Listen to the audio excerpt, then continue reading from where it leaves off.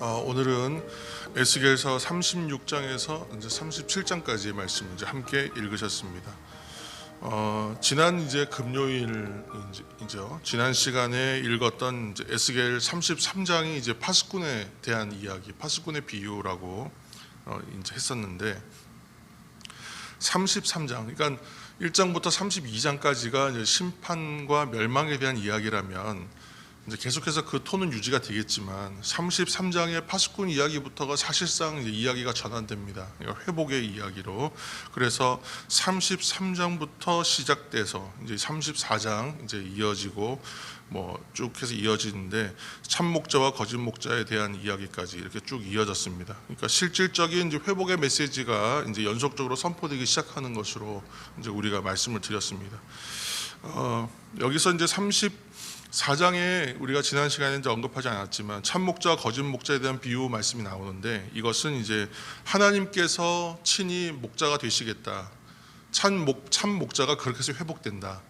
이렇게 이제 목자가 회복될 것이라는 얘기는 하나님께서 친히 목자의 역할을 감당하실 것이다. 오늘도 이렇게 보면요, 이제 그 이름을 거룩하게 하고 회복시키시는데 그것은 백성들이 하는 게 아니라 하나님이 친히 하시겠다고 얘기하거든요. 이렇게 이제 그렇게 말씀이 선포됩니다.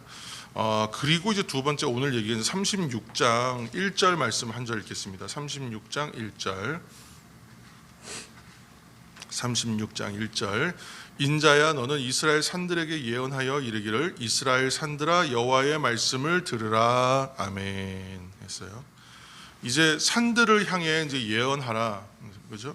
인자야, 너는 이스라엘 산들에게 예언하여 이르기를 이스라엘 산들아 여호와의 말씀을 들으라. 이스라엘 산들아, 산을 향해서 선포하라고 합니다. 이제 이 산이라고 하는 것은 땅 전체를 상징하는 거예요. 땅들에 대하여. 땅은 왜 중요하냐?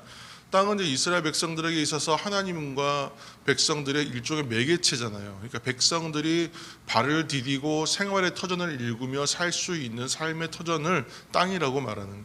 그래서 곧 분깃이라고 하죠. 기업, 포션 영어로 하면 그렇게 자신들의 어떤 기업 있어, 분깃이죠. 그러니까 계속 이것은 하나님께 소유가 있지만 하나님께서 부여하여 주셔서 살게 되는 삶의 터전을 이제 말하는 것이죠. 그래서 그 땅이 이제 회복될 것이다. 그 삶이 회복될 것이다. 땅이 회복되니까 삶도 회복되는 것이죠. 그러니까 그것에 대한 회복에 대한 이야기를 하시는 것입니다. 그리고 아주 중요하고 제가 이제 많이 이제 읽었던 말씀, 에스겔서 36장 26절 27절 말씀 한번 읽겠습니다. 에스겔서 36장 26절과 27절 말씀. 36장 26절. 또 새 영을 너희 속에 두고 새 마음을 너희에게 주되 너희 육신에서 굳은 마음을 제거하고 부드러운 마음을 줄 것이며 또 내 영을 너희 속에 두어 너희로 내 율례를 행하게 하리니 너희가 내 규례를 지켜 행할지라. 아멘. 곧 이제 영광도 회복되는 것이죠. 영광. 지금 이제 이스라엘의 예루살렘 성전이 있었고 예루살렘 동편으로 하여 하나님의 영광이 떠났다. 이가봇이라 그래요. 이가봇. 사실은 이제 엘리 제사장 때에 법궤를 가지고 나가서 싸움이 이긴다고 가지고 나갔다가 그 아들들이, 엘리 제사장의 아들들이 가지고 나갔다가 어떻게 됩니까? 이스라엘 패하고 가치는 의미가 없잖아요. 그래서 법궤를 빼앗기죠.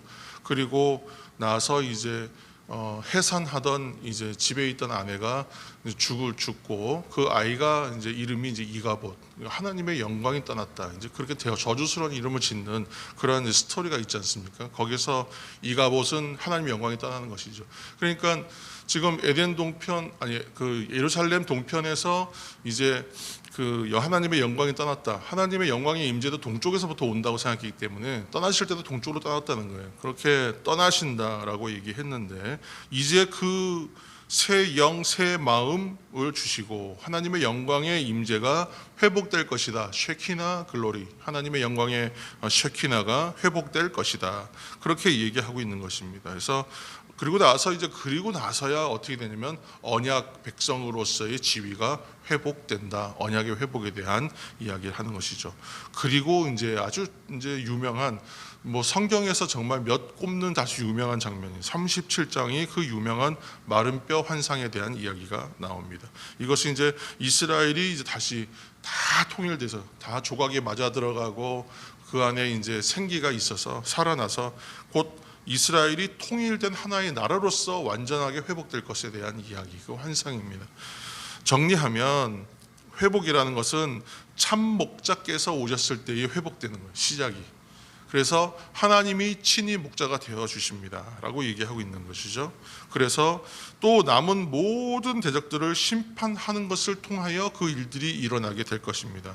오늘 본문을 중심으로 해서 보면 백성들을 회복해 하심으로 인하여 참된 회복이 일어나는, 하나님께서 친히 이제 시작하셔서 모든 대적들을 물리치고 사방을 편안하게 하고 백성들을 그 땅을 회복시켜서 돌아오게 하고 그 하나의 완전한 통일된 온전한 나라로서 세워지게 해서 완전한 회복을 이제 말씀하고 계시는 것인데, 이건 이제 오늘 이 37장에 일어나는 이야기는 뭐냐면 하나님의 영을 통하여 그 일이 일어나게 될 것입니다 라고 얘기하고 있는 것이죠. 그래서 37장에 있는 이제 14절 말씀 한 절 읽겠습니다. 37장 14절, 37장 14절. 내가 또 내 영을 너희 속에 두어 너희가 살아나게 하고 내가 또 너희를 너희 고국 땅에 두리니 나 여호와가 이 일을 말하고 이룬 줄을 너희가 알리라. 여호와의 말씀이니라. 아멘. 하나님의 명령대로 선지자가 이제 생기를 향하여 대언합니다. 그러면 마른 뼈들이 다 조각이 맞아져 있지만 생기는 없었거든요. 그런데 그곳에 생기가 들어가서 살아나고 큰 군대를 이루는 것을 환상으로 보는 거예요. 지금 이 이야기가 지금 되고 있는 이 배경이 어떻게 되어 있냐면, 이 배경 불과 얼마 전에 예루살렘 성이 함락되면서 자기들의 조국이, 본국이 망했다, 완전히 멸망됐다, 이제 다 파괴되었다라는 얘기를 들은 상태에서 이 이야기를 하고 있는 것이죠.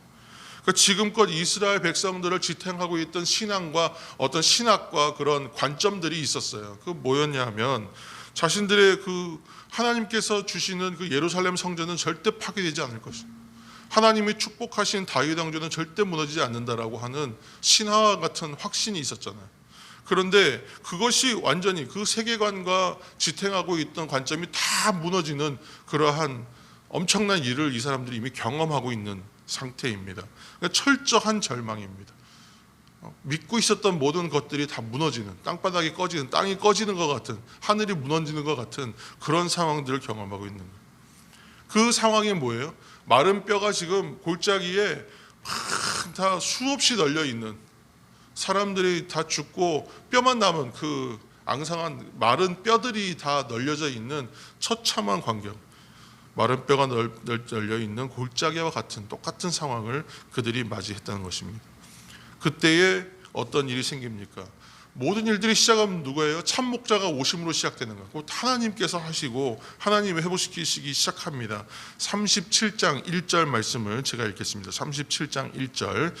여호와께서 권능으로 내게 임재하시고 그의 영으로 나를 데리고 가서 골짜기 가운데 두셨는데 거기 뼈가 가득하더라. 지금 이제 그 현장으로 하나님의 그 여호와의 권능, 하나님의 권능이 임하여. 권능은 지금 그 하나님의 손을 말해요. 야드, 그것도 하나님의 손을 말하는 거예요. 예전 성경에 아마 하나님의 손으로 되어 있을 거예요. 여호와의 손이, 여호와의 권능이 나를 붙들어서요 데리고 갑니다. 어디로 가냐 하면 그 백성들의 현실, 마른 뼈가 다 흩어 널려져 있는 처참한 골짜기와 같은 현실, 그 현실, 백성들의 현실을 보게 만들어요. 너희들의 지금 현실은 그 마른 뼈와 같다라고 말씀하시는 거예요. 그리고 질문하세요. 선지자한테 이 뼈들이 살겠느냐 이렇게 물어보신, 그죠? 37장 2절에 그 뼈 사방으로 지나가게 하시기로 본즉 그 골짜기 지면에 뼈가 심이 많고 아주 말라 있었다는, 가능성이 없다는 거예요. 굉장히. 그러니까 물어보세요. 3절에 그가 내게 이르시되 인자야 이 뼈들이 능히 살 수 있겠느냐 질문하시니까 뭐라고 대답했냐면 주 여호와여 주께서 하시나이다. 자신이 없는 거예요. 안 되겠습니다의 완곡한 표현이라고 봐야 됩니다. 확신 없는 대답이 나올 수밖에 없잖아요. 그런데 이제 이어서 하나님이 주신 말씀도 순종해서 말씀을 대언할 때에 이제 확신은 없었지만 이렇게 하라 저렇게 하라 말씀하시니까 말씀에 그대로 순종해서 행했습니다. 그랬더니 뼈들이 연결되면서 모양을 갖춰요. 근데 외형을 다 갖추었는데 내적인 회복은 보이지가 않아요. 뼈만 모양을 갖추면 무슨 의미가 있겠어요? 아무 의미가 없죠. 근데 9절 한 말씀 한번 보시겠습니다. 그런데 이제 어떤 일이 생기는가? 9절 37장 9절 또 내게 이르시되 인자야 너는 생기를 향하여 대언하라. 생기에게 대언하여 이르기를 주 여호와께서 이같이 말씀하시기를 생기야 사방에서부터 와서 이 죽음을 당한 자에게 불어서 살아나게 하라 하셨다 하라. 아멘. 그러한 그들을 향해서 태초에 하나님께서 사람을 만드셨을 때에 흙으로 사람의 모양을 하나님의 그런 임하고 다이라고 하나님의 이미지를 따서 사람의 형상을 만들고 그 안에 뭐냐면 생기를 불어 넣으시잖아요. 마치 하나님께서 처음에 사람을 만드시는 것과 같은 그러한 작업이 다시 일어나요. 그래서 태초에 사람을 만드실 때처럼 생기를 불어 넣으심으로 절망이 아닌 소망, 사망이 아닌 생명으로 다시 시작하게 회복하는 것이. 회복은 다시 시작하는 거예요. 어디서 시작하는 거예요? 하나님이 명령하시는 자리에서 하나님의 임재하시는 자리에서 다시 시작하는 거예요. 기억해야 하는 것은 사람으로서 할 수 있는 것이 아니구나. 하나님께서 친히 하셔야 하는 것이구나. 이건 생명이잖아요. 없던 것을 있는 것으로 만드시는 하나님께서 하시는 것, 죽은 것을 살리시는 하나님께서 하시는 것이라고 오늘 말씀하고 있습니다. 사람으로서는 할 수 없어요. 그러나 하나님은 능치 못할 일이 없으신 전능하신 하나님. 하나님은 전능하신. 이처럼 모든 사람이 절망하고 포기하고 기대할 수 없는 일들을 뒤집으시고 변화시키시는 하나님이 그 하나님이 우리가 믿고 섬기는 우리 아버지 하나님이신 줄 알고 믿으시기 바랍니다. 없는 것을 있는 것으로 죽은 것을 살리시는 하나님이 우리의 하나님 되신다는 사실을 여러분 결코 잊지 마시길 바랍니다. 하나님은 그리고 모든 일에 대하여 말씀하시고 반드시 이루시는 분이라는 것을 여러분 기억하시길 바랍니다. 하나님은 죽음과 분열을 경험하고 있는 이스라엘의 현실 앞에서 말씀과 영으로 이 땅과 그 백성들의 삶과 그 삶의 전체 총체들을 온전하게 회복시켜 주실 것이다. 지금 약속하고 계시는 거예요. 하나님 앞에서의 삶이 그러면 어떤 삶일까요? 이 오늘 얘기는 한 포인트입니다. 하나님 앞에서의 삶은 회복의 삶입니다. 그 회복은 없는 것을 있는 것으로 죽은 것을 살리시는 하나님의 그러한 능력이 임재하시는 삶, 하나님의 영광이 임재하시는 자리에서는 그 놀라운 일들이 일어납니다. 마른 뼈가 생기 있는 존재로 변화되는 자리, 그 자리, 사망과 같은 절망을 이기는 소망이 있는 삶이라는 것을 여러분 기억하시길 바랍니다. 오늘도 그래서 이 말씀을 생각하시면서 말씀과 성령이죠. 하나님의 영, 성령으로 회복을 경험하는 하루, 이 한 주 그렇게 힘있게 시작하시기를 예수님의 이름으로 축복합니다.